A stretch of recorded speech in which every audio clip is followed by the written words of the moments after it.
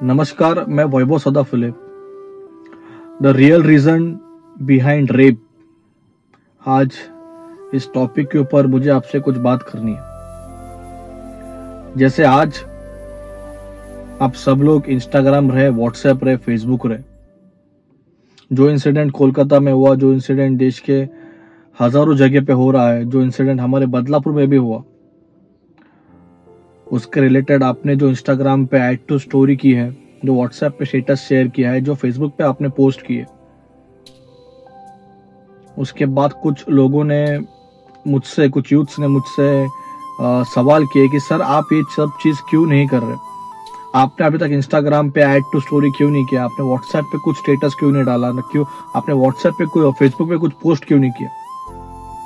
तो मेरा उन सबसे सिर्फ एक ही जवाब है इस रिलेटेड। ये सब चीजें मैं बचपन से देखते आ रहा हूं। जैसा आज आप कर रहे हो वैसा वो एक समय पे मैं भी करता था, लेकिन इतना सब कुछ करने के बाद भी आज तक हम हमारे किसी भी एक बहन को या उस छोटी बच्चियों को जस्टिस नहीं दे पाए। मैंने इन सब चीजों के बारे में बहुत सोचा कि हम कैसे इन चीजों को रोक सकते हैं। इतना सब कुछ, इतने हैवानियत जैसी इंसिडेंट होने के बाद भी उन क्रिमिनल लोग को, वो कौन लोग हैं जो उन क्रिमिनल को बचाते हैं, वो कौन लोग हैं जो उन क्रिमिनल्स के अपोज वाले जो प्रूफ्स रहते हैं उस प्रूफ्स को खत्म कर देते, उस प्रूफ्स को मिटा देते हैं, ऐसे कौन लोग हैं। तो कुछ समय बाद मुझे ये चीजें पता चली कि हर एक क्रिमिनल इंसान के पीछे जो होता है, उसके पीछे पॉलिटिकल पावर्स होती है। वो पॉलिटिकल इंसान होता है, वो पॉलिटिकल लीडर होता है, वो पॉलिटिकल व्यक्ति होता है, जिन पॉलिटिकल व्यक्ति को, जिन पॉलिटिकल पार्टीज को हम सब हमारी जात या धर्म के नाम पे हम उन्हें वोट देके बड़ा करते हैं। हमें उस समय हमारी बहनों की, हमारे बच्चों की फिक्र नहीं होती। उस समय हमारे लिए हमारा धर्म, हमारी जात बड़ी महत्वपूर्ण होती है। हम उनको वोट देके बड़ा करते हैं क्योंकि वो हमारे धर्म का है, वो हमारे जात का है। और ऐसे इंसिडेंट होने के बाद आप और हम मिलके क्या करते हैं, तो सिर्फ एक दिखावा करते हैं सोशल मीडिया पे कि हमें बहुत बुरा लग रहा है, हम उन बच्चियों के लिए, उन बहनों के लिए लड़ने के लिए तैयार है। आप में से कोई भी तैयार नहीं है, आपको मानना होगा। क्योंकि जिस दिन मुझे ये चीजें पता चली कि इन क्रिमिनल्स के पीछे, रेपिस्ट लोगों के पीछे पॉलिटिकल पावर्स होते, उस समय मैंने ठान लिया था कि अगर इस गंदगी को हमें साफ करना है तो हमें खुद को उस गंदगी में उतरना होगा, उस दलदल में उतरना होगा, उस दलदल में से इन कीड़ों मकोड़ों को उखाड़ के फेंकना होगा। इसीलिए तब जाके मैंने पॉलिटिक्स में एंटर करने का सोचा। और आज मैं पॉलिटिकल लेवल पे मैं खुद की एक पहचान बनाने की कोशिश करूं कि जिस दिन मेरे हाथ में वो पावर्स आएंगी, उस दिन मेरे आसपास भी अगर किसी ने ऐसे प्रकार के इंसिडेंट किए तो उसको क्या करना है तो उस समय आप सबको पता चल जाएगा। अगर आपको उन सब बहनों को न्याय देना है, आपको अगर कोलकाता में के हुए इंसिडेंट वाली मेरी बहन को न्याय देना है, अगर आपको बदलापुर को बच्चियों को न्याय देना है, तो आपको पॉलिटिक्स में आना है। पॉलिटिक्स में आके उस पावर को आपका हाथ में लेना है, क्योंकि हर एक प्रॉब्लम का सॉल्यूशन पॉलिटिक्स है इंडिया में। जिस दिन आप और हम एक होकर, साथ मिलकर, अपना धर्म, जात पात सब बाजू में रखते हो, आप सोचोगे जिस दिन हम सब साथ आएंगे, उस दिन इस गंदगी को हम हमारे देश से मिटा पाएंगे।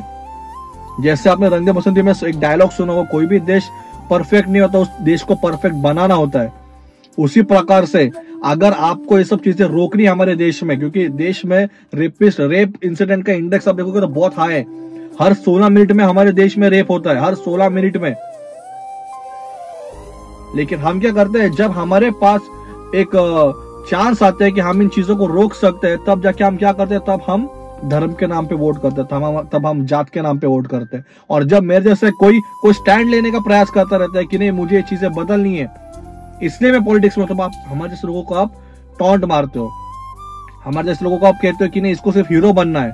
तो सोच आपके पास आप रखिए, अगर आपको ये सब चीजें रोकनी, मैं उन सब लोगों से कह रहा हूँ कि जिनको सच्ची में उन बहनों को, उन छोटी बच्चियों को न्याय देना है, तो आप सबको पॉलिटिक्स में आना है। मैं मेरे बदलापुर के सभी यूथ से हाथ जोड़ के विनती करता हूँ कि देखो, ये सब इंसिडेंट देखने के बाद, ये सब इंसिडेंट सुनने के बाद हमें बहुत दर्द होता है, हमें बहुत ही ज्यादा फील होता है कि काश हम ये सब चीज रोक पाते।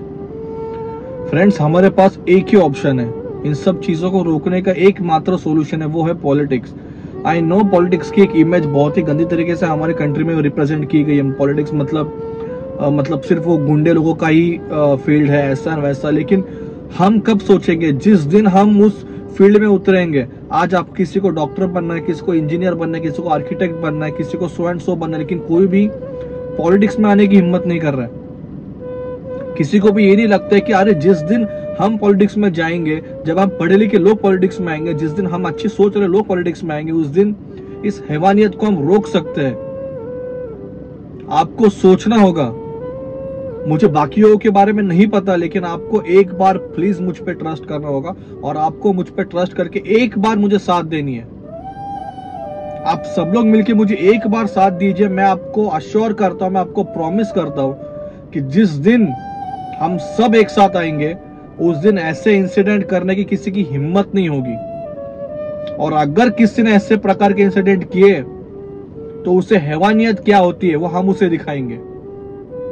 इसीलिए मैं एक ही होप करता हूँ वीडियो के एंड में कि आप सब लोग मुझे ज्वाइन करोगे। जिसको भी मुझसे कांटेक्ट करना है, मैं साइड में मेरा व्हाट्सएप का नंबर आपको यहाँ पे पिन करता हूँ। उस व्हाट्सएप पे जाके मुझे मैसेज कीजिए।